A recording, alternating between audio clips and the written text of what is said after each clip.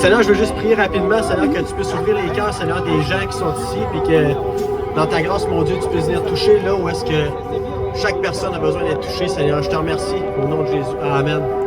Seigneur, voyons, excusez. Ouais, ok, comme ça? C'est bon. Quand j'étais, dans le fond, quand je suis né à Montmagny, moi, avec ma famille, quand j'étais jeune, ma grand-mère était catholique, tout ça. Puis je croyais en Dieu, on faisait toujours de la prière le soir, tout ça, mais c'était pas vraiment important dans ma vie. Puis, tu sais, je prenais pas vraiment ça au sérieux. J'ai été élevé dans une bonne famille, tout ça, puis rendu vers l'adolescence. En fait, mes parents se sont séparés en 2005, puis ça a créé comme une blessure en moi, puis plus tard dans ma vie, c'est ça, je me suis tourné vers des mauvaises fréquentations, j'ai commencé à consommer de la drogue, puis à être rebelle à mon père, à mes parents, puis je leur mentais constamment, tu sais, j'essayais de cacher ça, puis j'avais du plaisir, mais je savais que je faisais pas la bonne chose. Puis mon père, un jour, il m'a dit, Jérémy, tu vois, ça, c'est la limite, tu sais.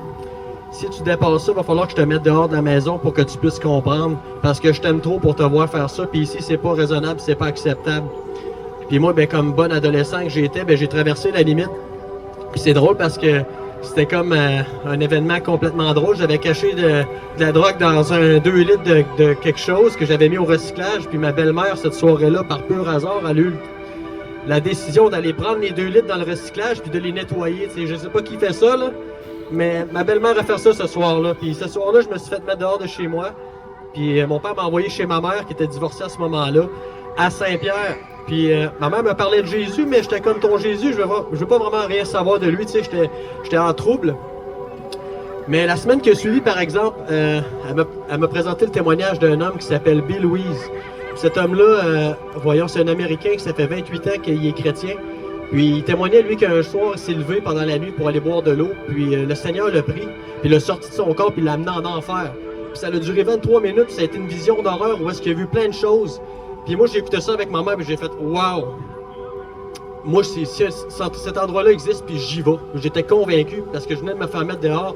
J'avais la conviction que j'étais un pécheur, puis que j'allais à cet endroit-là. Mais il a dit « Dieu, c'est la destination pour tous les hommes, ça, mais Dieu veut pas qu'on aille là. » Puis c'est pour ça qu'il a envoyé Jésus à la croix mourir, pour payer le prix pour tous les hommes, pour pas y aller. Puis il pouvait être sauvé de cet endroit-là, si vous l'acceptez dans votre cœur. Fait que c'est ça que j'ai fait à l'âge de 16 ans. J'ai accepté Jésus dans mon cœur, j'ai demandé pardon.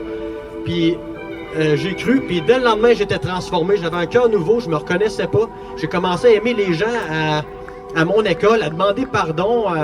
La drogue, c'est parti, j'en voulais plus. Là, je voulais connaître Dieu, je voulais lire la Bible, puis entrer en relation avec ce Dieu-là. Puis il m'a vraiment transformé. Puis ensuite, ben, j'ai eu comme une passe dans ma vie où est-ce que malheureusement, je suis retourné vers mes anciennes fréquentations, puis tout ça. Puis je suis retombé dans mes mauvaises habitudes. Ça a été comme back and forth comme ça avec Dieu. Jusqu'à l'âge de 26 ans, il y a 2 ans, où est-ce qu'il y a des gens qui sont venus prêcher à la ville ici à Montmagny, dans ma ville natale. Puis c'est ça, je m'en allais au bar cette soirée-là, boire d'alcool, tu sais, pour me saouler encore, tu sais, dans le monde. Puis là, c'est ça, j'entendais les disciples à barque, les disciples à barque. Puis là, j'ai dit, c'est la parole de Dieu, ça. Fait que là, j'ai arrêté pour écouter. Puis le monsieur ensuite est embarqué sur le stage, j'ai dit, Dieu vous aime, Dieu a un plan pour votre vie, tu sais. Puis j'ai comme, waouh, ça me parle. Il y a des hommes qui sont venus vers moi après 2 gars, ils disent, as-tu fait la prière de repentance, c'est-à-dire mettre ta vie droite avec Dieu, tu sais, puis demander pardon. J'ai dit non, aimerais-tu ça leur faire? J'ai dit oui.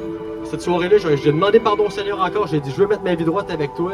Puis la même semaine, j'ai pris toutes mes affaires de drogue, j'ai mis ça au vidange, j'ai dit, Seigneur, je veux te suivre.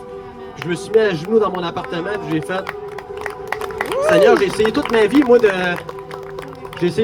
moi, d'arrêter ça, ces choses-là, mais j'ai jamais été capable. Mais avec toi, je suis capable. Si c'est le chemin que tu veux que je prenne, je crois que je suis capable. C'est ça, après avoir jeté tout ça, j'ai été délivré, je prends plus de drogue, j'ai plus envie de ces choses-là, j'étais incapable de m'en passer avant, puis là, c'est fini. Puis là, ça fait 2 ans que je marche avec le Seigneur, puis il me transforme de jour en jour, puis je suis vraiment heureux de ça. Tu veux dire un mot? Que Dieu nous bénisse.